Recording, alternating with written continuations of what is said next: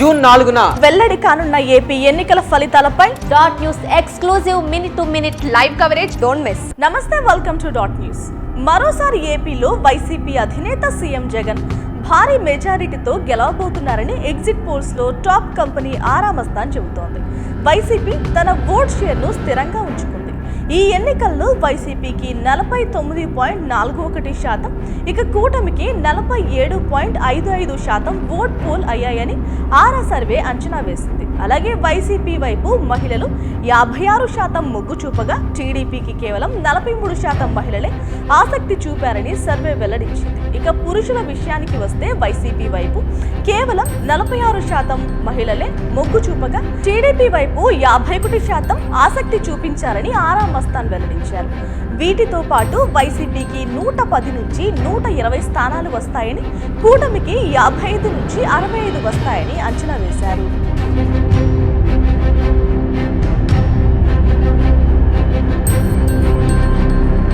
ఏపీలో పొత్తులో భాగంగా బీజేపీ 10 అసెంబ్లీ స్థానాల్లో పోటీ చేసింది. విజయవాడ వెస్ట్ నుంచి బీజేపీ అభ్యర్థిగా పోటీ చేసిన సృజనా చౌదరి గెలుపు, కైకలూరు నుంచి కామినేని శ్రీనివాస్, విశాఖ నార్త్ నుంచి విష్ణుకుమార్ రాజు గెలిచే అవకాశం ఉందని వెల్లడించారు. ఇక మరోవైపు 21 అసెంబ్లీ స్థానాలు, 2 లోక్సభ స్థానాల్లో మాత్రమే జనసేన పోటీ చేసింది. జనసేన అధినేత పవన్ కళ్యాణ్ తో పాటు ఆ పార్టీ సీనియర్ నేత నాదెండ్ల మనోహర్ గెలవబోతున్నారని ఆరా మస్తాన్ వెల్లడించారు.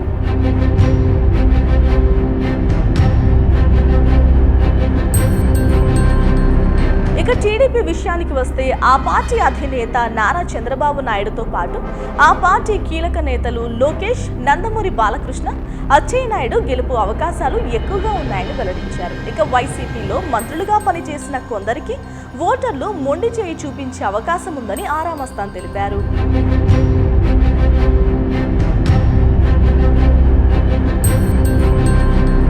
వైసీపీలో పశుసంవర్ధక, పాడి పరిశ్రమాభివృద్ధి శాఖ మంత్రిగా పనిచేసిన సీతిరి అప్పలరాజుకు ఓటమి తప్పదట. రెవెన్యూ శాఖ మంత్రిగా ఉన్న ధర్మాన ప్రసాదరావు టఫ్ ఫైట్ ఎదుర్కోబోతున్నారు. సాలూరు నుంచి బరిలో ఉన్న గిరిజన సంక్షేమ శాఖ మంత్రిగా పనిచేసిన పీడిక రాజన్న దొర గెలవనున్నారు. ఈయనతో పాటు విద్యాశాఖ మంత్రిగా ఉన్న బొత్స సత్యనారాయణ భారీ మెజారిటీతో తన ప్రత్యర్థి కళా వెంకట్రావుపై గెలవబోతున్నారట.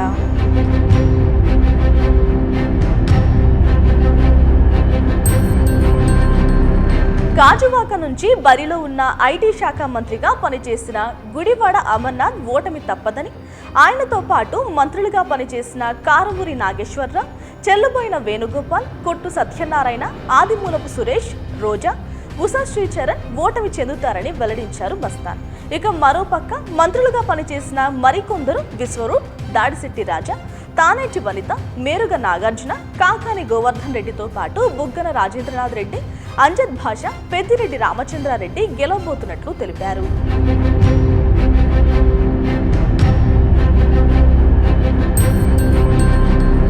అలాగే జోగి రమేష్, అంబటి రాంబాబు, విడతల రజని, టీడీపీ అభ్యర్థుల మధ్య గట్టి పోటీ ఉండబోతుందట.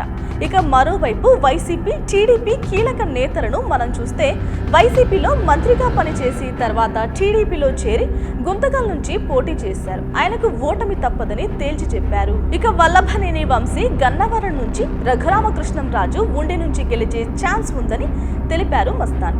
ఏది ఏమైనా వైసీపీ వ్యతిరేక ఓటు చీల్చుతామని చెప్పిన వాళ్ల ప్రయత్నం బెడిసి కొట్టిందనే చెప్పుకోవచ్చు.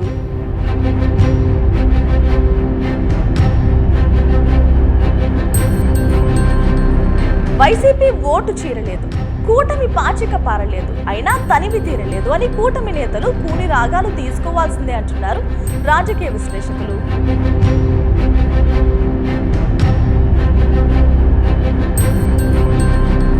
Please subscribe dot news.